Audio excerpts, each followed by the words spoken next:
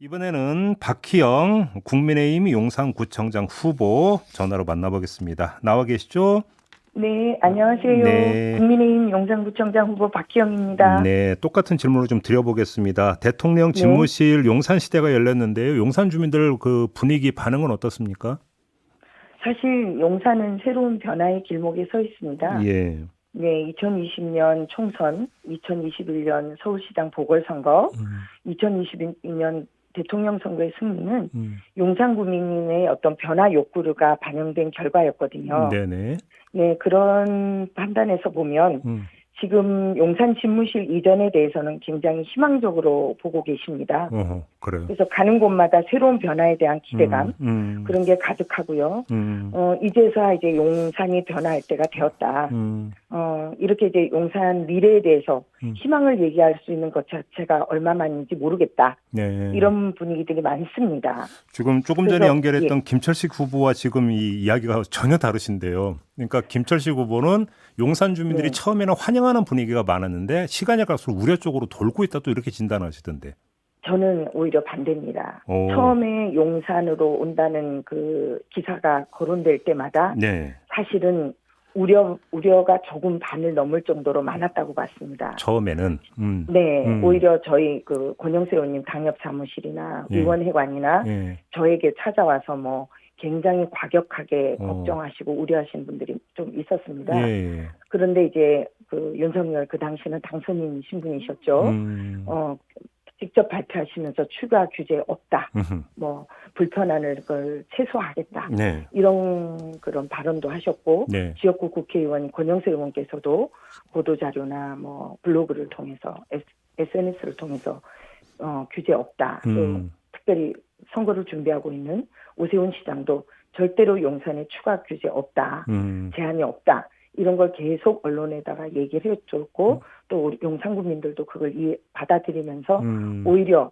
반반 수준에서 저희는 더 찬성 쪽으로 돌아선 걸로 알고 있습니다. 그리고 저희가 각종 용산 관내 여론조사를 좀 해봤을 때도 네. 찬성이 60% 정도다 이렇게 들은 것도 있고 어, 그래서 어, 예 오히려 지금 저희는 기대 반 우려 반에서 음, 오히려 기대가 반 이상을 넘어선 음. 걸로 파악하고 있습니다. 그러면 조금 전에 김철식 후보가 주장했던 걸 기초로 해서 한번 질문을 좀 그 세부적으로 나눠서 드려볼게요. 예, 김철식 후보 같은 경우는 지금 청와대 인근 효자동이나 이런 데를 보면 당연히 지금 개발 제한하고 있지 않느냐. 용산도 그럴 네, 수밖에 없을 거다. 이 점 하나. 또 한 네, 가지는 그 대통령 경호 문제 때문에 그 고도 제한도 이거 아마 그 고도 제한이 이루어질 거라고 했고 더 나아가서 지금 네, 고층 건물에 발칸포 설치한다는 이야기도 돌고 있다. 이것까지 이야기를 했는데요. 네. 후보님은 제가 어떻게 이제 파악하고 계세요? 예, 첫 번째 질문은 음. 고도 제한은 이미 용산은 있습니다. 아, 이미?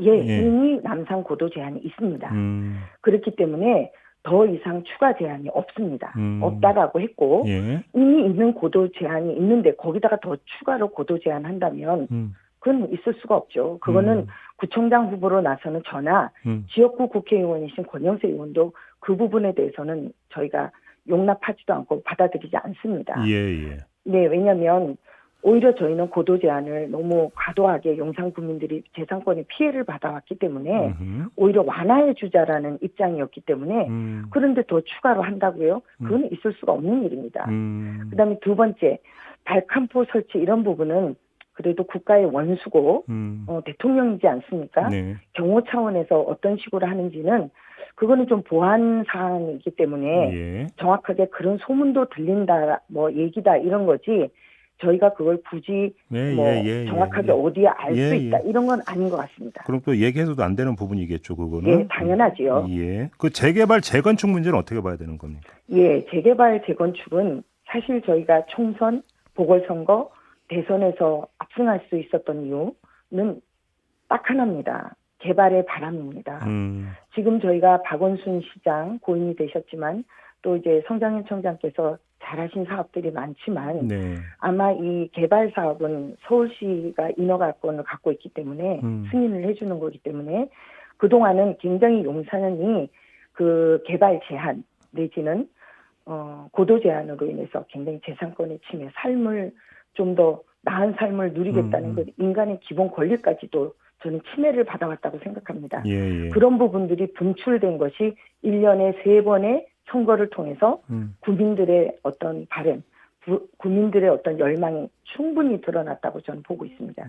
그렇기 때문에 윤석열 당선인도 대통령께서도 마찬가지고 오세훈 시장, 지역구 국회의원이신 권영세 의원, 또 구청장 후보로 나선 저는 주민들이 합의를 이끌어낸다면 주민들이 원하는 방향으로 개발하는 것에 대해서 저희는 적극 지원할 생각입니다. 그래서 주민들의 합의가 중요하지 주민들 합의가 있게 된다면 인허가에는 전혀 문제가 없을 거다 이 말씀이신 거죠? 그럼요. 규정대로 절차대로 주민들의 합의를 모아서 주민들이 주체가 되어서 한다면 굳이 용산구청이나 서울시 그런 데서 뭐 막을 이유가 전혀 없는 거죠. 그래요. 이 교통 문제는 어떻게 전망을 하세요, 후보님? 예, 교통 문제는 어제 같은 경우는 정말 기념적인 일이지 않습니까? 예. 대통령이 취임하시는 날, 예. 또 집무실을 정말 우리나라 역사상의 한 획을 긋는 집무실이 옮겨오는 날이었습니다. 네. 그러니까 환영 인파도 있으셨을 거고 관심 있는 분들이 많이 나왔을 테고 그러다 보니까 어제는 좀 그런 상황이 생긴 예외적인 것 같은데요. 경우다. 그럼요.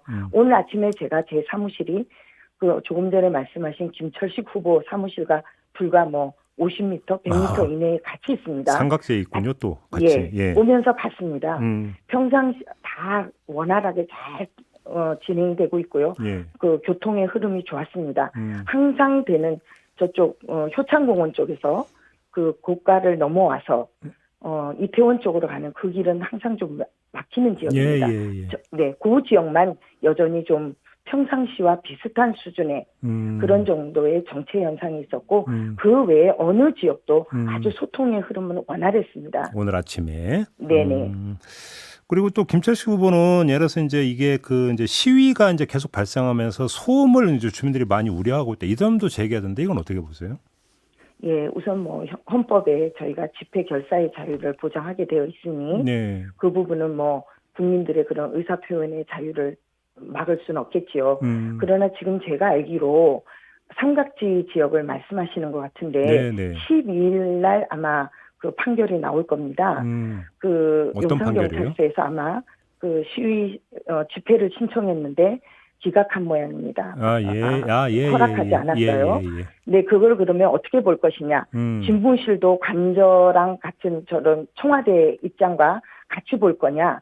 다르게 볼 거냐라는 유권 해석이 좀 남아있는 것 같습니다. 참고로 여기서 잠깐 애청자 여러분들의 이해를 돕기 위해서 참고로 말씀을 드리면 지금 저희 그 시위 제한은 관저로부터 100m 이내는 안 된다. 이렇게 지금 되어 있는 거죠, 법률이. 네네. 그런데 이제 이건 집무실도 관저로 볼 거냐 이게 이제 쟁점이 있다는 말씀이시고. 맞습니다. 예. 그래서 삼각지 쪽은 불과 집무실에서 100m 이내이기 때문에 그 규정을 적용할 거냐 말 거냐는 그 12일이면 그 유권 해석이 판단이 나올 것 같고요. 그다음에 아까 말씀하신 7개 단지 앞쪽 그 분들은 저희도 직접 그 권영세 의원님 수석보좌관과 지역 후보께서 나가서 다 청취했고요. 그 부분은 지금 저희가 미군 그 기지를 일부만 반환받지 않았습니까? 네네. 그러다 보니까 주 출입구에 대해서는 변동의 여지가 많습니다.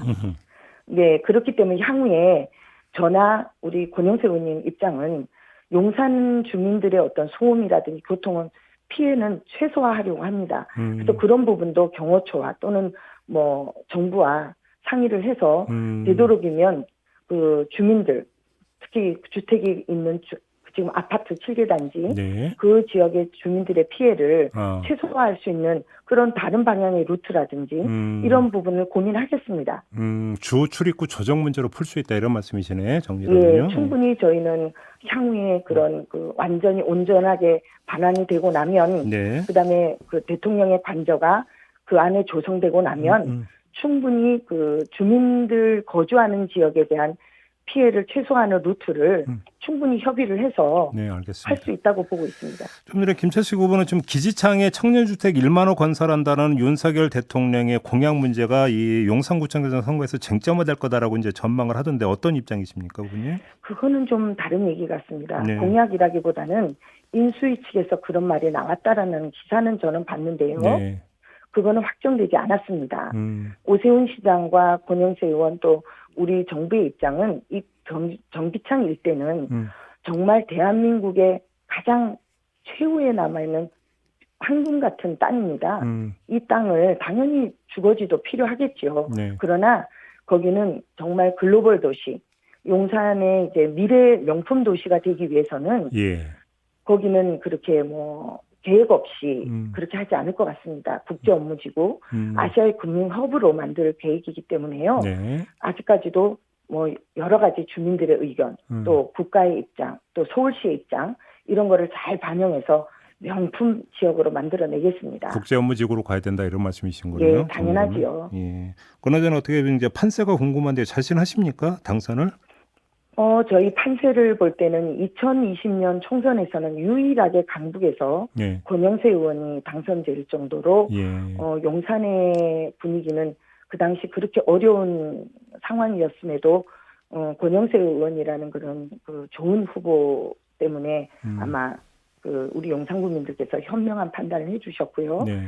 그게 바로 전환점이 되어서 작년에 있었던 오세훈 시장의 보궐선거에서는 압승을 했고요. 예. 예. 이번에 대통령 선거에서도 16.5%의 그런 알겠습니다. 득표율 차이로 압승했습니다. 그리고 여전히 제가 주민들을 만나보면 변화의 바람에 뭐 대세는 알겠습니다. 변화가 없는 것 같습니다. 자, 오늘 말씀 여기까지 들을게요. 고맙습니다. 감사합니다. 네, 지금까지 박희영 국민의힘 용산구청장 후보였습니다.